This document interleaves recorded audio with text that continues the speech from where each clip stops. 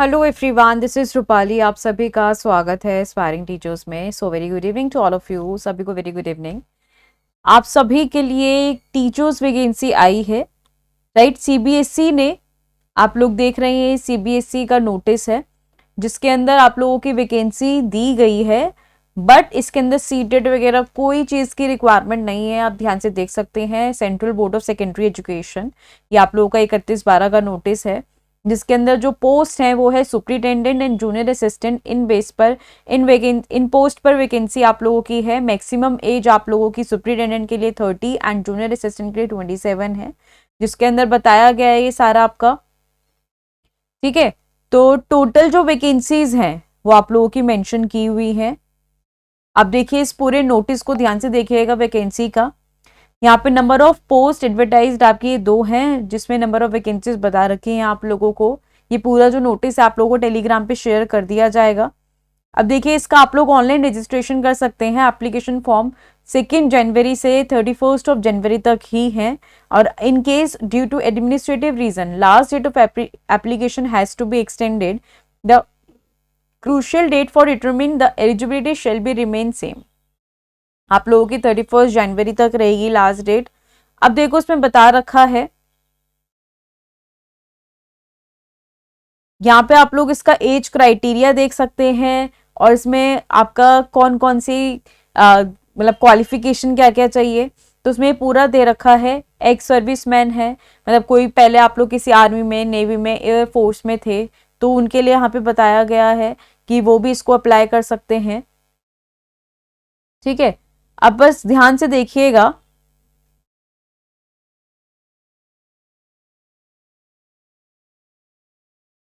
Relaxation in the upper age limit, तो यहाँ पे एज लिमिट की किस किस को एज के अंदर रिलैक्सेशन मिल रही है। SC ST कैटेगरी पर्सन को एज रिलैक्सेशन 5 साल का है, OBC को 3 साल का है, PWD unreserve category including women 10 years का है, PWD OBC इसके अंदर इंक्लूडिंग वुमेन 13 ईयर्स का है, और यहाँ पे 15 साल। तो ये बता रखा है। और एक्स सर्विसमैन के लिए ये जो आपकी B और C के लिए पोस्ट हैं, तो ex serviceman shall be allowed to deduct the period of actually military service from his actual age. वो पीरियड आप लोग हटा सकते हैं, और इसमें आप लोग अगर एक्सीड नहीं होती है तो आप लोग फॉर्म भर सकते हैं।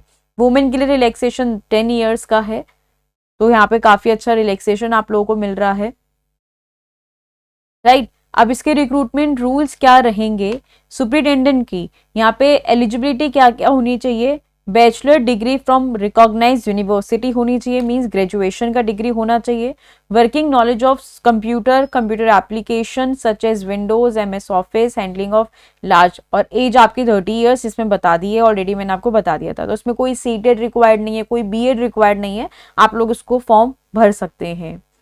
मेथड ऑफ रिक्रूटमेंट क्या है, आपका एक MCQ बेस्ड टेस्ट होगा, प्रिलिमिनरी स्क्रीनिंग एग्जामिनेशन किया जाएगा। देन टियर 2 के अंदर आपका objective type OMR based test होगा और डिस्क्रिप्टिव टाइप टेस्ट होगा, जो कि मेन एग्जामिनेशन रहेगा।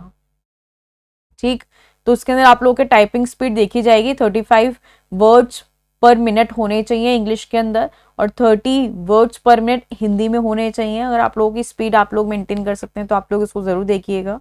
जूनियर असिस्टेंट की अगर बात करें तो 12th क्लास और equivalent qualification from a recognise board और यूनिवर्सिटी।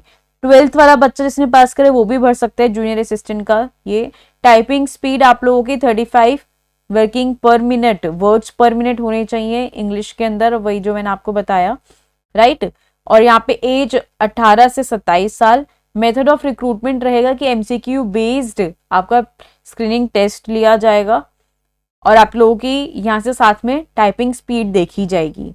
अगर आप लोग ये दोनों ही मैंडेटरी आप लोग ये क्वालिफाई करते हैं तो आप लोगों का ये मिल जाएगा इसके अंदर। अब एग्जामिनेशन फी क्या है इसके अंदर, SC ST PWD ex serviceman women departmental candidates उनके लिए 0 है। और यहाँ से अनरिजर्व जनरल OBC EWS की बात करें तो उनके लिए 800 रुपये एक पोस्ट की फी है। क्लियर, तो एक अच्छी अपॉर्चुनिटी है, अगर आप लोग भरना चाहें तो उसको जरूर देखिए। अब देखो, इसमें आप लोगों का सिलेबस क्या होगा, तो करंट अफेयर पार्ट 1 में करंट अफेयर जनरल अवेयरनेस आएगा, ये सब आपसे पूछा जाएगा, जिसमें आपके 30 क्वेश्चंस होंगे, टोटल मार्क्स 90 हो गया आपका। राइट। देन पार्ट 2 के अंदर जनरल मेंटल एबिलिटी टेस्ट होगा, जीआई होगा, लॉजिकल रीजनिंग होगी, 30 मार्क्स, नंबर ऑफ क्वेश्चन 30 होंगे आपके। देन आपका मैथ हो गया जिसके अंदर 30 क्वेश्चंस मैथ के होंगे आपके।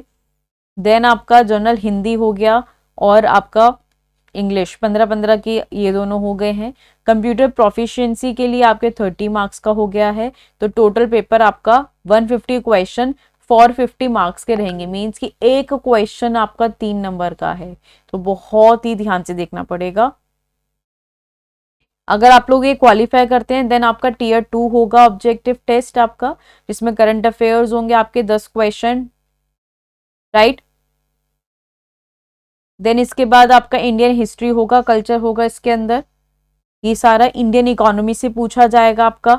देन ज्योग्राफी आ गया इसके अंदर और साइंस एंड टेक्नोलॉजी हो गया है, ठीक है। डायनेमिक पब्लिक मैनेजमेंट सिलेबस आ गया है। तो सिलेबस तो काफी ज्यादा है अगर आप लोग देखें। ये जो ऊपर वाला था ये था आपका सुपरिटेंडेंट के लिए। अगर मैं आपको जूनियर असिस्टेंट की बात करूं तो उसमें आपका जनरल नॉलेज हो गया, reasoning, general Hindi, basic knowledge of computer और अवेयरनेस, ये वही हो गया। और टोटल मार्क्स 100 क्वेश्चंस होंगे और आपका 300 नंबर का पेपर होगा जिसमें आपको टाइम मिलेगा 2 घंटे, ठीक। आप लोगों का बाइलिंगुअल रहेगा पेपर, हिंदी इंग्लिश बोथ रहेगा। और यहाँ पर सीनियर सेकेंडरी आप लोगों का टीयर 1 में और यहाँ पे टीयर 2 के लिए आपका ग्रेजुएशन होना चाहिए लेवल। तो यहाँ पे इन्होंने दोनों ही चीजें मेंशन कर दी गई हैं। तो एक अपॉर्चुनिटी ये सीबीएसई ने निकाली है, अगर आप लोगों को वैलिड लगे, आपको अगर लगे कि हाँ अप्लाई करना चाहिए तो आप लोग इसके लिए बिल्कुल जा सकते हैं। ज़्यादा वैकेंसी भी नहीं है, बट हाँ आप लोग अगर ट्राई करना चाहें तो डेफिनेटली कीजिए।